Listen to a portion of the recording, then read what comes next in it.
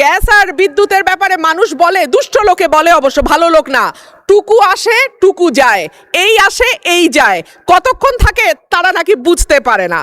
মাননীয় স্পিকার, আমার বক্তব্য মূল্যস্ফীতিতে মানুষের জীবনে নাভিশ্বাস উঠা প্রসঙ্গে। 180 দিনের অগ্রাধিকার তালিকার মধ্যে এই সরকারের প্রথম 3টি কাজের একটি ছিল আইন শৃঙ্খলার উন্নতি, 2 নম্বরে ছিল দ্রব্যমূল্য নিয়ন্ত্রণ এবং 3 নম্বরে হলো জ্বালানি খাতের নিশ্চয়তা। মাননীয় স্পিকার, আইন শৃঙ্খলা পরিস্থিতি নিয়ে কথা বলতে গেলে মুশকিল হচ্ছে আমাদের আইন শৃঙ্খলা সংক্রান্ত যিনি স্বরাষ্ট্রমন্ত্রী আছেন তিনি হয় ব্যঙ্গ করেন আর না হলে বাকচাতুর্য দিয়ে পুরো বিষয়টিকে ঢেকে দিতে চান। কিন্তু সাধারণ মানুষের সঙ্গে কথা বললে মাননীয় স্পিকার জানা যায় যে বাংলাদেশে পররাষ্ট্র মন্ত্রণালয়ে যেমন 3 জন মন্ত্রী আছেন, 64টা জেলায় 64 জন আইন শৃঙ্খলা বিষয়ক স্বরাষ্ট্রমন্ত্রী থাকলে কেবল মন্দ হতো না বাংলাদেশের আইন শৃঙ্খলা পরিস্থিতির এতই ভালো অবস্থা।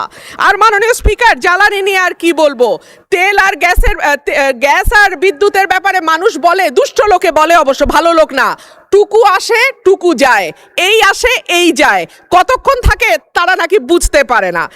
এইবার আসি মাননীয় স্পিকার, যখন তেলের দাম বাড়ছে, যখন বিদ্যুৎ হাহাকার এবং যখন গ্যাস পাওয়া যায় না, তখন 1 কোটি নতুন কর্মসংস্থান সৃষ্টি করবে বলে যেই সরকার প্রতিশ্রুতি দিয়েছিল নির্বাচনে, সেই সরকার ক্ষমতায় আসার 6 মাসের মধ্যে 62,000 লোক তাদের চাকরি হারিয়েছে আর 900-র উপরে কলকারখানা বন্ধ হয়ে গেছে। সো নতুন আর কর্মসংস্থান কি তৈরি হবে মাননীয় স্পিকার?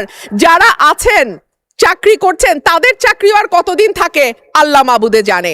বাজারে যখন মানুষ যায় 80 টাকার নিচে কোনো সবজি নাই, ডিমের দাম কয়েক দফা বেড়েছে, চালের দাম, বিশেষ করে মিনিকেট যে চাল বলা হয় এটা নাকি খায় না, তারপরেও তো কেউ কেউ খায় মাননীয় স্পিকার, যখন দ্বিগুণ হয়ে যায় এবং যখন আমরা টিসিবির লাইন দেখি তখন